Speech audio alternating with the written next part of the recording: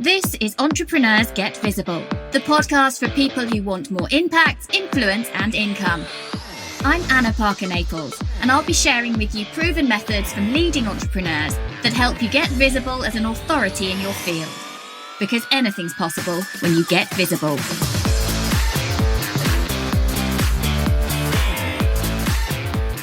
Are you having successful sales conversations? Or are they not converting to clients? That's what we're talking about today on Entrepreneurs Get Visible. Making sure that you understand the process so that those calls you have are working for you and your business. And today I'm joined by someone who has had incredible success as a leading global success coach and positive psychologist. I'm joined by Niyc Pidgeon, who helps female entrepreneurs to build powerful, effective businesses. And Niyc has had quite an incredible journey. She was winner of the Hay House competition for her very first book, her very first published book called Now Is Your Chance, which is a 30-day guide to living your happiest life. As a result of that, she then went on and won Young Entrepreneur of the Year, Psychology Book of the Year, and Most Outstanding Positive Psychologist. What she brings to the table is really clear. She is a supporting partner for the United Nations Women UK, and she's led tens of thousands of women to have successful businesses. And before we dive into that interview, which I think you're going to love because Niyc is very open about what it's taken to get there, I want you to know that there are two things going on right now. The first is that the very next episode of this podcast is our 100th episode. And I am releasing, as part of that, some very special episodes that are a little bit different to what you usually hear on Entrepreneurs Get Visible, and you don't want to miss them. There's a very special competition that you'll be finding out a little bit more about on my social media and in the podcast over the next few days. So look out on the 2nd of July for some really great episodes. The other thing I want to let you know is that the doors are currently open to my mastermind. This is the Action Takers Mastermind. It's 6 months of intense learning, growth, support, and accountability. So if you know that you need to learn how to take the right action, make sure you head over to annaparkernaples.co.uk/mastermind. So now, over to meet Niyc Pidgeon. So today on Entrepreneurs Get Visible, I'm delighted to invite onto the show Niyc Pidgeon. Hello, Niyc, and thank you for coming. Thank you for having me. I'm thrilled to be here. I said to Niyc that when we started recording that I would explain to her how she kind of came into my world. And I love that about the online space is that all of a sudden you can be getting people's emails and their downloads and their lead magnets, and you kind of just know about someone, often for a long time before you might take action. And Niyc all of a sudden came into my kind of awareness in October 2018. And there were two reasons in the space of a week. And you know, when you kind of go, that's weird, because all of a sudden I'm hearing and seeing your name everywhere. So the first was that I was working with Jojo Graham, who had done one of your courses and worked with you previously. And she's been on this podcast before, if any of you want to go back and listen to her episode. And I started working with her at the beginning of October. And then the next week I went to the Hay House Writers Workshop in Bristol. And one of the first things they said was, you've got to find out about Niyc Pidgeon. That was literally one of the opening sentences on the stage. And you know, when you kind of just go, that's really weird. And then for some bizarre reason, I then the next day saw someone else posting about your book on Facebook. And you know, when you just think, that's so strange, so strange. So that's how you entered my world, Niyc. So I'm really delighted to have you on the show today. I love that story. Thank you so much for sharing. Jojo was absolutely amazing. And I love that you went to the Writers' Workshop as well. Yeah. Awesome. And that's one of the things that I'm really keen to talk to you about, because you won the Hay House Writers competition. How long ago was that? And what was that journey like for you? So that was back in 2015. And at the time, I absolutely knew that I wanted to write a book and that I wanted to write it with Hay House. So what people don't know or might not know is that I actually entered that competition twice in 2 different continents. So I entered it in England and also in Australia as well. Okay. So it was an amazing journey because for me, I just knew that I wanted to work with a publishing company who had the ownership in the space of mind, body and spirit. So it was very intentional, and it was a big desire of mine to do that. So I entered the writer's workshop in, I think it was March of 2015. And for the next 9 months or so, I continually told myself that I was the Hay House author. So that became part of my affirmation and part of my manifestation process. And then in the January, I actually found out that I'd won the UK competition. And it's been an amazing journey since then. So it's amazing. So I actually then, after that workshop, I was like, well, if this woman who has worked with other people I know, if she can do it, I'm definitely going to apply. And I sat in that room just knowing that I needed to get my book out there, and that had to happen. And I can remember just when I didn't win, I got great feedback for the book. And actually, I've talked about it on the show. They felt that putting out a book that was for creatives and entrepreneurs was for the wrong audience and that it wouldn't sell. But when in your heart, you know that you've got to get it out there. At the time when I got that feedback, I did like you. I thought, well, I'm going to apply for the American competition. There was a slight separate. They do run them separately, but you get a publishing deal wherever.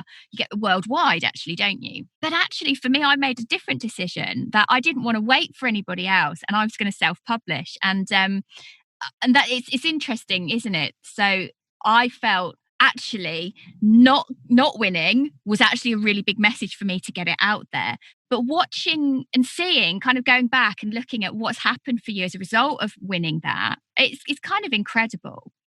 So I think I'd really like for us to talk about where you were in your entrepreneurial and coaching journey before you won that, and what your business looks like now.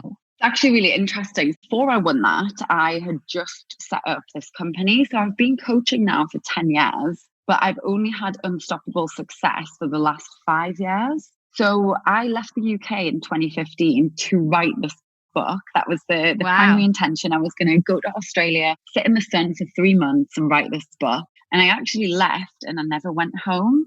So at the same time I started writing the book, I also relaunched my business. So at the time there was this big conversation around like, build your lifestyle business, build your location independent business, have a freedom lifestyle. So I saw everybody doing that online, and that's what I desired for myself too. So I launched the business at the same time as I started doing the book proposal for the writer's workshop. Wow. And it just completely took off from there. So in the first 100 days of the business, I made 100K. So 6 figures was my first goal. And I did that before I won the writer's workshop.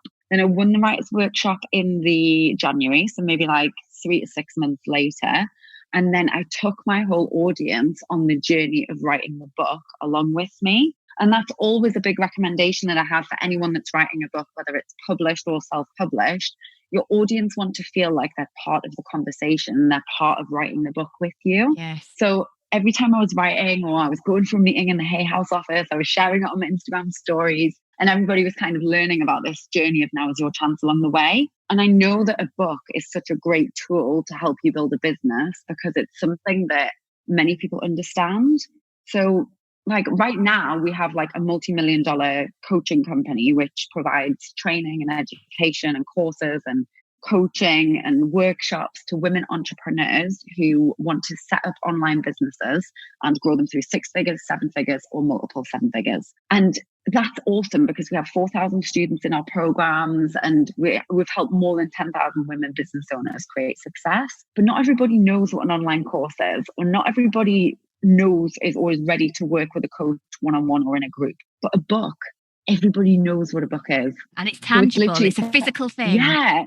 It's that like gateway to people actually starting to create real results and transformation in their lives. And I think it's a powerful calling card to say I'm an author. It really is. And for anyone out there who's thinking about, I've got a book in me, it took me 5 years to get my book down. But actually, in reality, when I sat down to write it, it took less than 3 months. And once I'd done that and I'd become an author, actually then it's like you just have so much more creativity because you're not stoppered by that fear of getting it out there, which is why then I've written a second book that's coming out shortly. So Niyc, one of the things that I think would be really valuable to my audience and to my listeners that we haven't covered on the show yet, and something I think that you have real skill in, is the skill of artful sales conversations.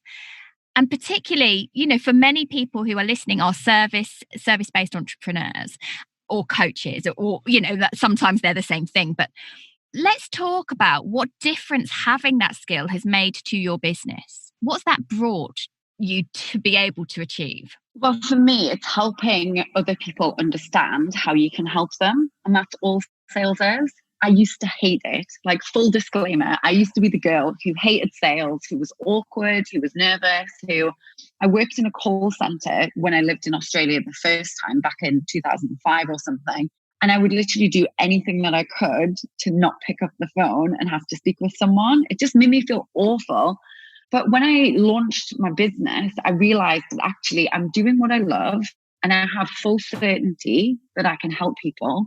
So therefore, if I'm not making sales and I'm not pulling people into our programs and helping them get over that fear of saying yes to themselves and their dreams, then I'm doing them a disservice rather than a service. Mm-hmm. So I actually see sales as that like missing link or that connecting link that can help people really get out of that comfort zone and start to say yes to success.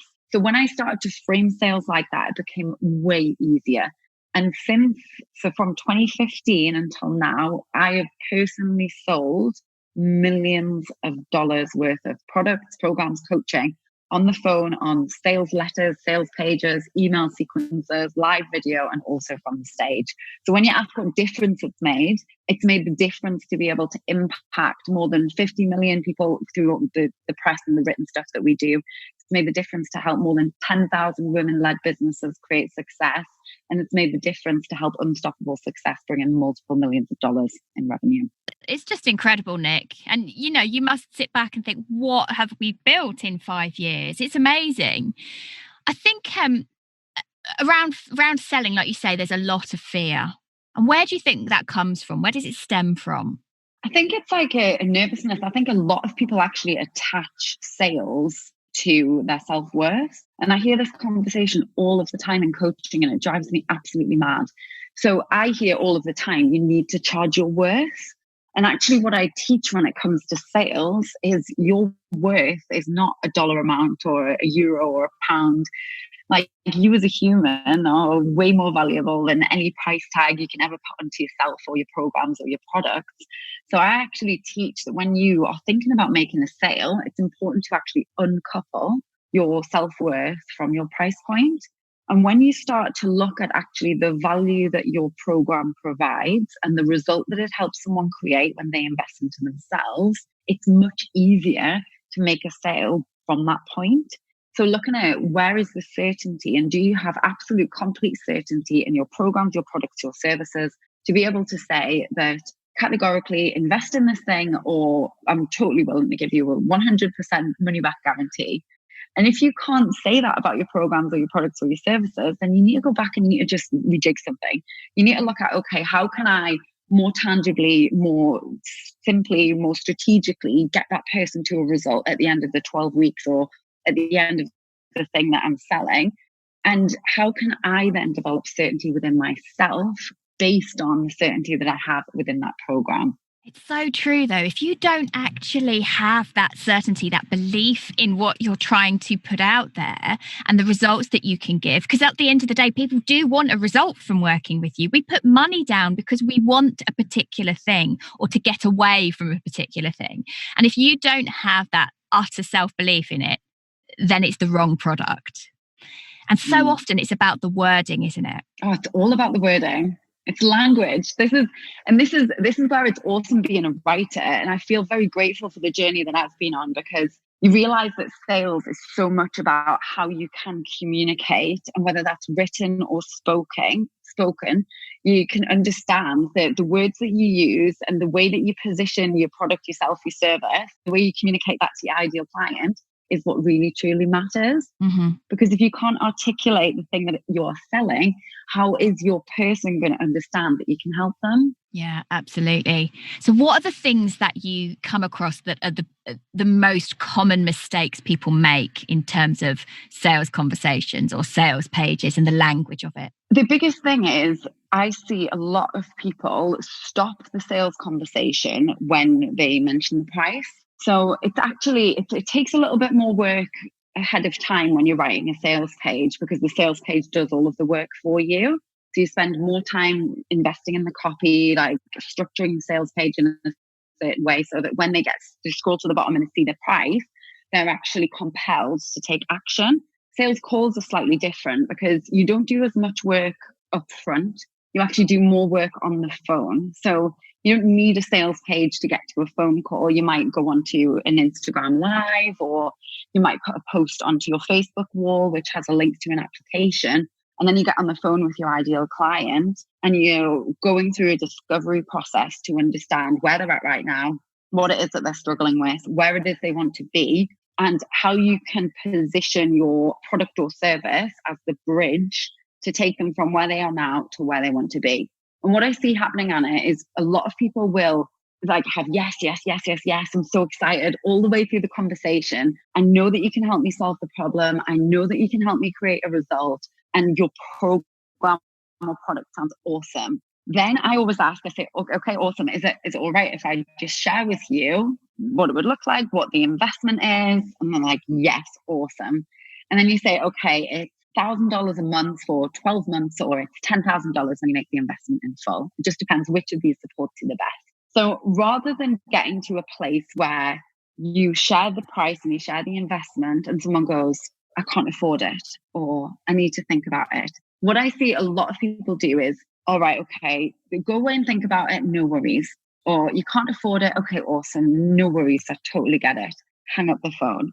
As a coach and a mentor, or as a salesperson, which truly believes in the result that that product or service can create, you have a responsibility to start the conversation from that point, not end it. So what I mean by that is when somebody says, I'll think about it, I always say, awesome, what is it you want to think about specifically? Because I guarantee there's more conversation to be had there. Yeah, because that's where all the objections lie. That's where all the concern lies. That's where all the fear lies. And I think it's actually pushing through as the coach, as the provider, it's pushing through your own fear about rejection. And actually, and I see this as well when I encourage people to increase their own prices when they're not quite ready for it. But I know the value of the work, the difference that the program that they're offering could make to somebody's life, their mental well-being, their relationship, or their income, or their lifestyle, whatever it is. And then they stop because they're worried I'm going to be rejected. They're not going to think I'm good enough. And a lot of it comes down to that. So then at that point, at what point comes the close for you? If at the point that you are opening, you've done the pre-sale, you've listened to the language. Now I come from an NLP background, which I use NLP to open myself and people up. But NLP does also have a fairly bad reputation because of its ability, if it's used in that particular way, to influence. And that's what you're talking about in the early stage of that call. You have to listen. You have to listen to what they're saying, because then it's easier to make the sale. But once you have then opened up the conversation post talking about the price point, where does the close come? How do you move to that? Yeah, I've never studied NLP. It's something that I've always wanted to study. And I know its power, and I probably do it without even realizing. Because for me, the close comes before you've even mentioned the price. The close comes when you're starting the conversation, and you should always be sharing, for example, case studies or results that your clients have had throughout the conversation before you even get to mentioning a price. So when you get to mentioning the price, you're actually way further down the line than you understand that you are. So we would go through all sorts of like objections. I always also have a golden rule that if you get off the phone with a client in a sales call or a discovery session, you must do one of two things. So you either have a payment, so you send them a link, or you take credit card details and you process the payment there and then on the phone, or you have a 24-hour follow-up call booked in. So your actual close might happen in that call itself. And I'm always like, okay, so which option supports you the best? Is it the investment in full where you make the savings, or is it the payment option? Just depends whether you want to make the savings or whether you want more flexibility within your cash flow. So within that, I'm making an assumption that it's a yes already. Yes. So I'm not saying, do you want to do this? Do you not want to do it? So assumptive language has NLP foundations so for those of you listening, so if I said, if you do my course or if you work with me, it will it will be like this. But if I change my language to when you work with me, the assumption is in the language that it is going to happen, just which is your preferred model. But there are so many subtleties to how that works to influence us at a subconscious level. And often we want the result. But that indecision, that breaking through the comfort zone is really uncomfortable and really painful. So I like what you're saying, Niyc, that either in that call, you can take them out of that indecision because they've done it and it's done, or within 24 hours. Because if you give people longer than that, then actually they're going to talk themselves more and more out of it. And I don't mean this from a pressuring point of view. And I'm sure that's not really what you mean when you come from a place of, I know my product, my service, my course, my offer can transform your life. But if you let people sit in that, they're not going to take the step they need to have, in your words, unstoppable success, which is a shame for them. Yeah, I think it's a good distinction to make as well, because I'm not a hard seller. I don't force people to buy. I just trust that the right person will be right for the product or the program at the right time. And actually, I have a 95% close rate on the phone because of the way our sales system and our customer journey is set up, and because of the traction that we've got with the products and services we offer. And I think it's heartbreaking for me to see a woman, or I do work with men as well, someone who really, really wants to create a result and a transformation in their life that ends up retreating back into a disempowered state because they cannot get out of their comfort zone to invest in something that is going to help them create that result. So I always know that there's great power in getting over that line and getting through that hurdle, because the energetic kickstart that you get is so huge. And actually, as soon as you say yes to that, you're starting to get results anyway. And I want to share that, I don't just sell to my clients. I also practice this myself. So I still get scared when I invest in things. And I make big investments in my coaches and the things that the events that I go to and the work, the team that I do, the Facebook ads we run.